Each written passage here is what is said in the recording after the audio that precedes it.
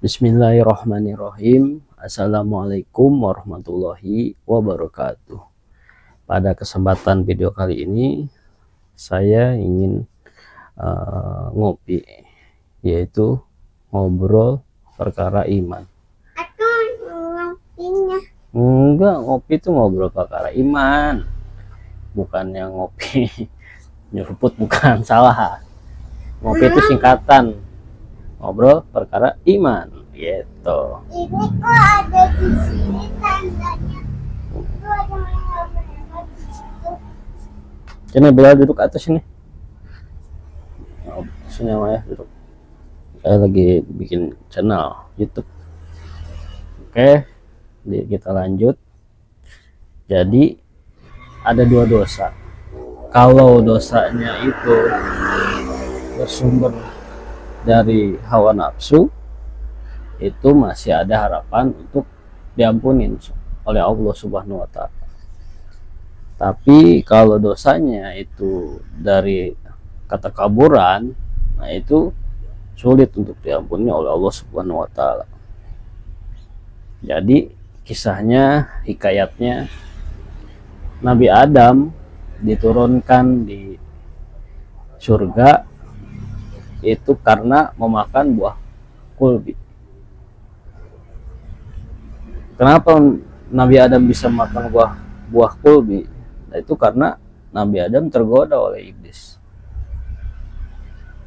Allah berfirman dalam Al-Quran, wa qulna ya Adam uskun anta wa jaljukal jannah wa kula min harogadan aisyu si tuma wala taqrabal hajihi sajaro fatakunanna minal jolimin. Wahai Adam, kamu Adam, bila Rasul, jangan sekali-kali kamu mendekati itu pohon kuldi. Ayah. Allah berfirman dalam Al-Quran, mendekati aja tidak boleh, apalagi memakannya. Jika engkau mendekati itu pohon, maka engkau menjadi orang-orang jolim di dalamnya. Tuh. Jadi cuma dideketin aja nggak boleh, apalagi dimakan. Tapi singkat cerita, Nabi Adam tidak tergoda, tapi istri Nabi Adam, yaitu Siti Hawa, dia tergoda. Iblis berkata dengan Siti Hawa, makanlah itu buah kulbi, maka engkau akan kekal di dalamnya. Jadi buah kulbi itu adalah buah kekekalan. Maka dari itu Siti Hawa tergoda, Nabi Adam, Siti Hawa mengajak Nabi Adam, dan Nabi Adam pun tergoda. Dan singkat cerita, Nabi Adam diturunkan oleh Allah ke alam dunia. Kenapa iblis tidak redho Nabi Adam di surga? Karena satu, iblis itu mempunyai rasa sombong. Kenapa iblis bisa mempunyai rasa sombong? Karena iblis merasa Nabi Adam diciptakan dari tanah, sedangkan iblis diciptakan dari api. Maka dari itu iblis tidak redho ketika Allah meminta untuk sujud terhadap Adam. Iblis nggak mau. Makanya gimana caranya untuk Nabi Adam diusir dari surga? Usir aja. Ini apaan? Jangan ditaruh. Nah, terus ada beberapa penyakit hati yang terkadang orang itu tidak menyadari bahwa orang tersebut punya penyakit hati. bedanya penyakit hati dengan penyakit johir, kalau penyakit hati itu orang lain yang lebih tahu daripada yang kita yang punya badan, kita yang punya sakit. Tapi kalau penyakit johir itu orang lain nggak tahu, yang tahu kita yang punya penyakit. Contoh, saya punya penyakit jantung, contoh. Ada orang ngagetin akhirnya jenuh, saya kumat, dia karena dia nggak tahu bahwa kalau saya ini punya penyakit jantung, contoh.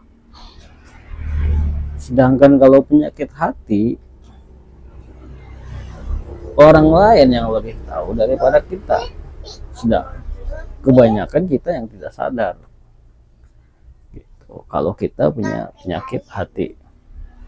Penyakit hati itu apa aja sih? Satu, ria, ya kan? Kita melakukan amal ibadah pengennya dipuji sama orang, bukan ingin ridho dari Allah, tapi inginnya dipuji sama orang, merasa senang aja gitu kalau dipuji. Nah itu penyakit ria, penyakit hati termasuknya gitu. Saya contoh sedekah, ya kan, sedekah bilang hamba Allah, tapi kalau di siarin nominalnya, misalkan kurniawan sedekah 100.000. Nah saya ngomong tuh ke apa namanya, di samping saya misalkan ada orang, itu tadi gue tuh yang sedekah 100.000. Nah itu hatinya itu pengen senang dipuji sama orang. Nah itu termasuk penyakit hati gitu. Nah terus apalagi penyakit hati, hasad dan dengki. Hasad itu kalau melihat orang lain senang, ya kan, contoh saya melihat saudara, contoh dia punya motor baru, beli motor baru. Nah saya itu nggak senang ngelihat dia punya motor baru. Nah itu iri gitu, enak banget dia punya motor baru, gua enggak gitu kan. Nah itu namanya penyakit hati termasuknya, hasad, iri gitu. Ngelihat orang seneng itu iri, kesel bawaannya. Nah itu juga nggak boleh gitu, termasuk penyakit hati. Nah yang ketiga adalah takabur atau sombong, seperti iblis, sombong. Dia merasa dia diciptakan dari api, pertama diciptakan gitu sebelum Nabi Adam.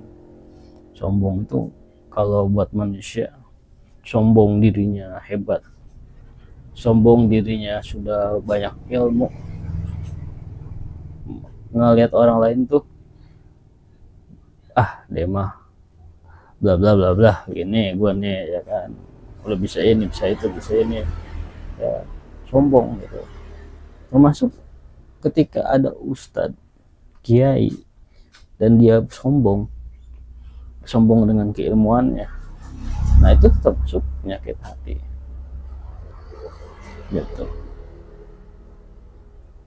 Terus keempat, ujub, bangga diri ya, jadi merasa bangga aja gitu terhadap amal baik yang sudah diberi ini, rasa bangga. Saya ada saya ini kemarin ya kan habis sedekah ya, seluas bak semen buat pembangunan masjid gitu. Saya kemarin pokoknya bangga akan amal-amalnya. Nah itu juga termasuk penyakit hati. Terus yang kelima, sum'ah, ingin didengar atau populer, melakukan sesuatu agar orang lain mendengar dan memujinya. mirip-mirip pria sebenarnya gitu. Jadi ketika gue nih kan baru punya motor baru nih ya kan, nah lu beli dong nih, gue punya motor baru. Nah itu sum'ah namanya ya, pamer. Ini gue nih habis gajian banyak duitnya, nggak habis. Nah itu semua ya. Terus yang keenam, nifaq atau kemunafikan, berpura-pura beriman padahal hatinya nggak beriman kepada Allah. Nah itu juga termasuk penyakit hati. Itu makanya ngeri penyakit hati itu.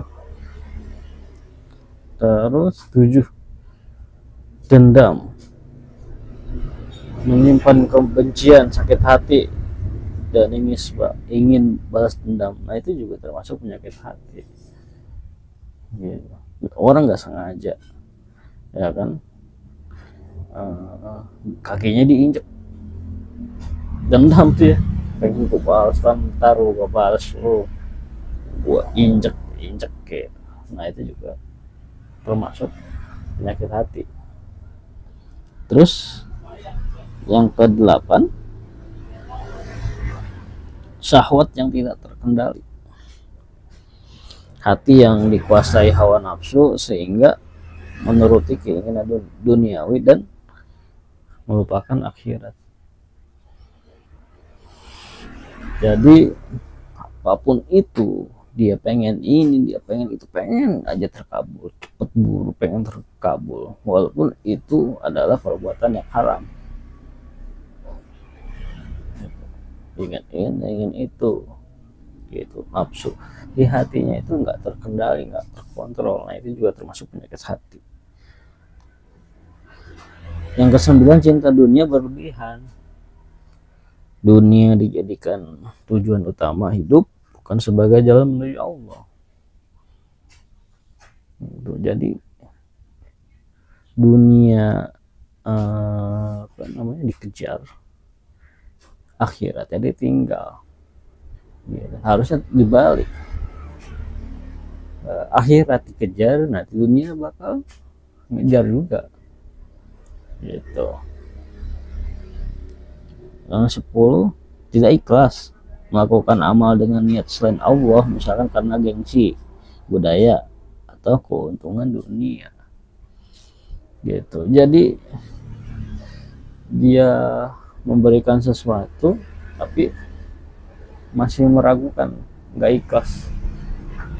Sayang banget tadi gua habis sedekah sama si Anu atau di masjid Anu sekian, tapi di hatinya itu nggak ikhlas aja gitu.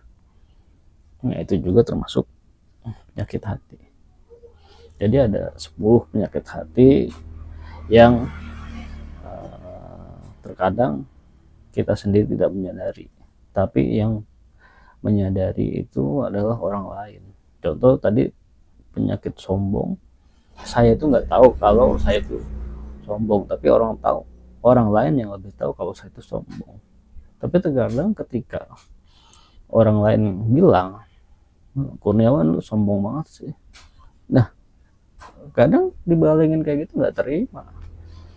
Ya sombong apaan sih, orang gua nggak sombong. Nah itu padahal penyakit hati itu orang lain yang lebih tahu daripada diri kita yang punya penyakit hati gitu. Oke, mungkin itu aja dari saya. Wabillahi taufiq wal hidayah.